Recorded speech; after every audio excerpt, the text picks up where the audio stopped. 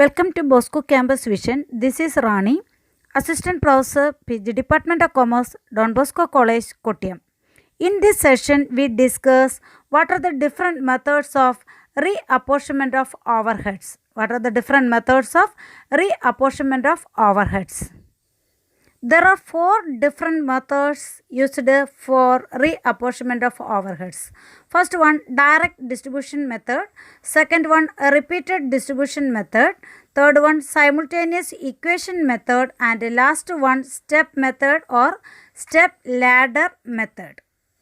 First method is direct distribution method. First one, direct distribution method. Under this method, the cost of service departments are shared directly among us production departments in some equitable basis. So, the cost of service departments are directly shared between production departments, okay, in some equitable basis. This method ignores the service rendered by one service department to another service department. അപ്പം ഇതിൻ്റെ ഒരു പോരായ്മ അല്ലെങ്കിൽ ഒരു limitation എന്ന് പറയുന്നത് ഒരു service department മറ്റൊരു സർവീസ് ഡിപ്പാർട്ട്മെൻറ്റിന് റെൻഡർ ചെയ്യുന്ന സർവീസ് നമ്മളിവിടെ പരിഗണിക്കുന്നില്ല.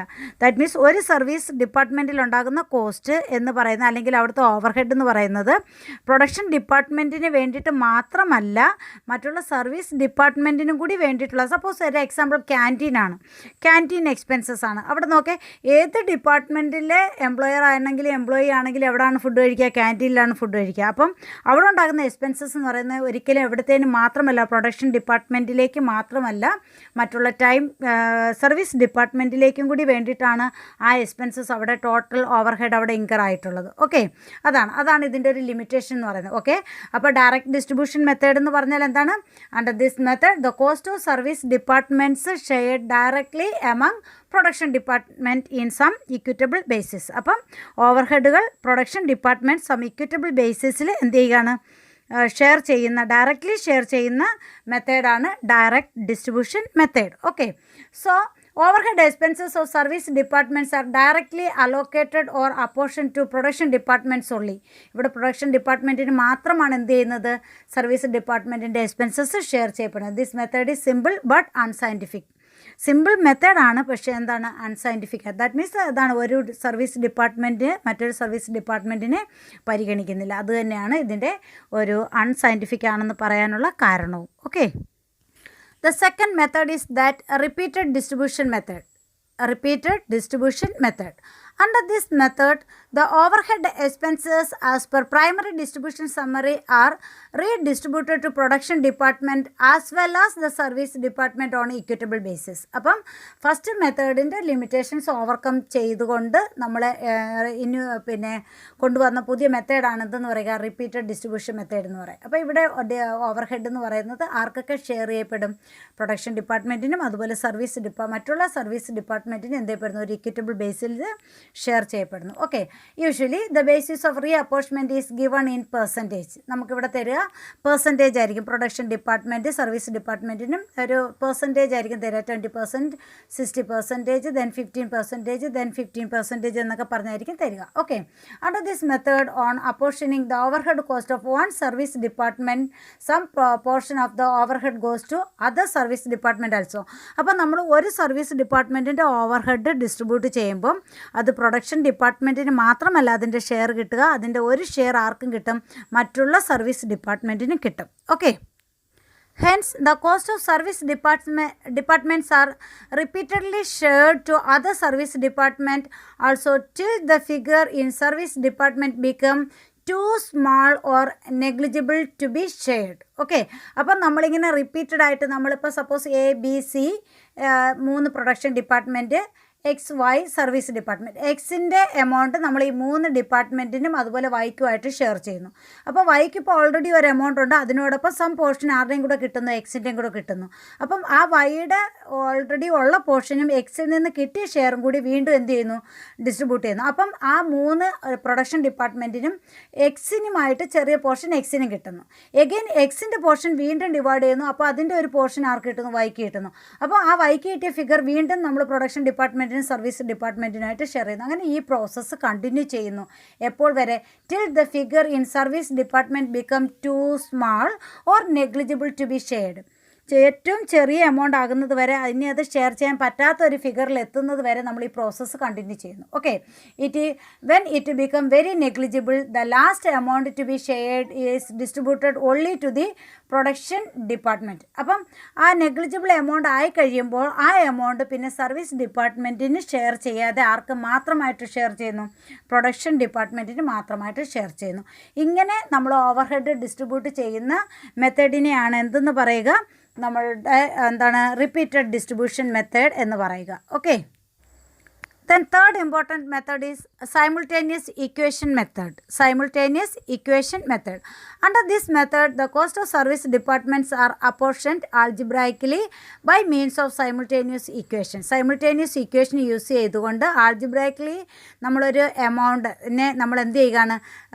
അപ്പോർഷൻ ചെയ്യുകയാണ്. സർവീസ് ഡിപ്പാർട്ട്മെൻറ്റിൻ്റെ ഫിഗറിനെ നമ്മൾ അപ്പോർഷൻ ചെയ്യുന്ന മെത്തേഡാണ് എന്തെന്ന് പറയുക? Simultaneous equation method. ഇപ്പോൾ ഇവിടെ സൈമിൾട്ടേനിയസ് ഇക്വേഷൻ യൂസ് ചെയ്തുകൊണ്ട് നമ്മൾ ഓവർ ഹെഡ്, സർവീസ് ഡിപ്പാർട്ട്മെൻറ്റിൻ്റെ ടോട്ടൽ ഓവർ ഹെഡ്സിനെ ആദ്യം തന്നെ ഐഡൻറ്റിഫൈ ചെയ്യുന്നു. അത് പിന്നീട് നമ്മൾ പ്രൊഡക്ഷൻ ഡിപ്പാർട്ട്മെൻറ്റിലേക്ക് ഡിസ്ട്രിബ്യൂട്ട് ചെയ്യുക, അപ്പോർഷൻ ചെയ്യുക, അതാണ് ചെയ്യുന്നത്.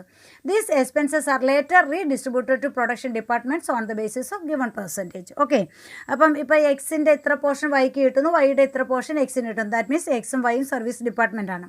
അപ്പോൾ എക്സിൻ്റെ ഇത്ര പോർഷൻ വൈക്ക് കിട്ടുന്നു, വൈയുടെ ഇത്ര പോർഷൻ എക്സിന് കിട്ടുന്നു എന്ന് പറയുമ്പം നമ്മളിങ്ങനെ ഒരു ഇക്വേഷൻ സോൾവ് ചെയ്ത് എക്സിൻ്റെയും വൈയുടെ വാല്യൂ കണ്ടുപിടിക്കില്ലേ? അങ്ങനെ എക്സിൻ്റെയും വൈയുടെയും വാല്യൂ കണ്ടുപിടിക്കുമ്പോൾ ആക്ച്വലി നമ്മുടെ രണ്ട് സർവീസ് ഡിപ്പാർട്ട്മെൻറ്റിൻ്റെ ഓവർ ഹെഡ്സുകൾ നമ്മൾ ഐഡൻറ്റിഫൈ ചെയ്യുന്നു. അത് പിന്നീട് എന്ത് ചെയ്യുക? പ്രൊഡക്ഷൻ ഡിപ്പാർട്ട്മെൻറ്റിലേക്ക് റീഡിസ്ട്രിബ്യൂട്ട് ചെയ്യുകയും ചെയ്യുന്നു. അതാണ് ഏത് മെത്തേഡ് എന്ന് പറയുക? സൈമിൾട്ടേനിയസ് ഇക്വേഷൻ മെത്തേഡ് എന്ന് പറയുന്നത്. Okay, fourth and last important method is step method or step ladder method. Under the method, the service departments are arranged in the order of serviceability. Most serviceable ആയിട്ടുള്ള ഡിപ്പാർട്ട്മെൻറ്റിന് ആദ്യം number 1 എന്ന് കൊടുക്കുകയും അത് കഴിഞ്ഞിട്ട് അങ്ങനെ നമ്മൾ ലിസ്റ്റ് ലാസ്റ്റിലും എടുത്തക്ക രീതിയിൽ നമ്മളിതിനെ ആദ്യം തന്നെ അറേഞ്ച് ചെയ്യുന്നു, ഡിപ്പാർട്ട്മെൻറ്റ്സിനെ അറേഞ്ച് ചെയ്യുന്നു. Okay, on the basis of എന്താണ്? സർവീസബിലിറ്റി. സർവീസബിലിറ്റിയുടെ ബേസിലാണ് നമ്മൾ എന്ത് ചെയ്യുന്നത്? സർവീസ് ഡിപ്പാർട്ട്മെൻറ്റിനെ അറേഞ്ച് ചെയ്യുന്നു. Okay, then the most serviceable is brought as the first item. Most serviceable ആയിട്ടുള്ള പിന്നെ സർവീസ് ഡിപ്പാർട്ട്മെൻറ്റിനെ നമ്മൾ എന്തായിട്ട് എടുക്കുന്നു? ഫസ്റ്റ് ഐറ്റമായിട്ട് സെലക്ട് ചെയ്യും. And the least is taken as the last for the purpose of sharing cost of primary distribution. അപ്പം primary ഡിസ്ട്രിബ്യൂഷൻ്റെ cost divide ചെയ്യുന്നതിന് വേണ്ടിയിട്ട്, share ചെയ്യുന്നതിന് വേണ്ടിയിട്ട് നമ്മൾ എന്ത് ചെയ്യുന്നു? ഇപ്പം മോസ്റ്റ് സർവീസബിൾ ആയിട്ടുള്ള ഡിപ്പാർട്ട്മെൻറ്റിന് ഒന്നാമത്തെ ഡിപ്പാർട്ട്മെൻറ്റായിട്ടും അങ്ങനെ ലീസ്റ്റിനെ ലാസ്റ്റായിട്ട് നമ്മൾ എന്ത് ചെയ്യുന്നു? ഓർഡറിൽ അറേഞ്ച് ചെയ്യുന്നു.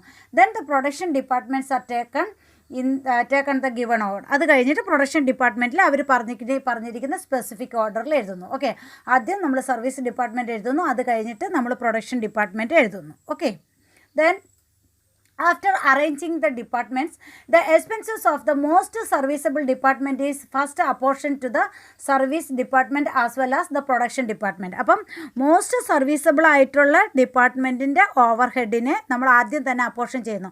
അപ്പോൾ അതിൻ്റെ പോർഷൻ തൊട്ട് താഴെയുള്ള സർവീസ് ഡിപ്പാർട്ട്മെൻറ്റ്സിനും അതോടൊപ്പം പ്രൊഡക്ഷൻ ഡിപ്പാർട്ട്മെൻറ്റിനുമായിട്ട് നമുക്ക് തന്നിരിക്കുന്ന ഇക്വിറ്റബിൾ ബേസിസിൽ നമ്മൾ ഡിവൈഡ് ചെയ്യുന്നു. Okay, then after this the cost of the next service department is shared among other service and production department. അത് കഴിഞ്ഞിട്ട് നമ്മൾ സെക്കൻഡ് സർവീസ് ഡിപ്പാർട്ട്മെൻറ്റ് എടുക്കുന്നു, അത് തേർഡിനും പ്രൊവൈഡ് ചെയ്യുന്നു, അതുപോലുള്ള ലാസ്റ്റ് പ്രൊഡക്ഷൻ ഡിപ്പാർട്ട്മെൻറ്റിനുമായിട്ട് ഷെയർ ചെയ്യുന്നു. അങ്ങനെ തേർഡ് 2 സർവീസ് ഡിപ്പാർട്ട്മെൻറ്റേ ഉള്ളൂ എങ്കിൽ അവിടെ നമുക്ക് അത് കഴിഞ്ഞിട്ട് നമ്മുടെ പ്രൊഡക്ഷൻ ഡിപ്പാർട്ട്മെൻറ്റിലെ ടോട്ടൽ ഓവർ ഹെഡ് ആഡ് ചെയ്തെടുത്ത് കഴിഞ്ഞാൽ എന്തായി കഴിഞ്ഞു? റീഡിസ്ട്രിബ്യൂഷൻ സമ്മറി ആയി കഴിഞ്ഞു. ഓക്കെ, അപ്പം നമ്മളിങ്ങനെ ചെയ്യുമ്പോൾ finally the expenses of the last service department is shared only to production department. അപ്പോൾ ലീസ്റ്റ് സർവീസബിൾ ആയിട്ടുള്ള സർവീസ് ഡിപ്പാർട്ട്മെൻറ്റിൻ്റെ ഓവർ ഹെഡ് ലാസ്റ്റിൽ ഷെയർ ചെയ്യുന്നു. അത് ആർക്ക് മാത്രമായിട്ട് ഷെയർ ചെയ്യുന്നു?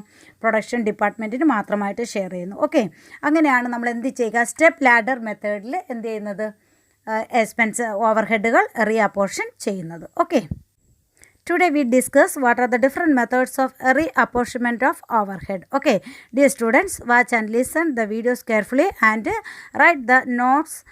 What are the different methods of reapportionment of overhead? Different methods of reapportionment of overhead.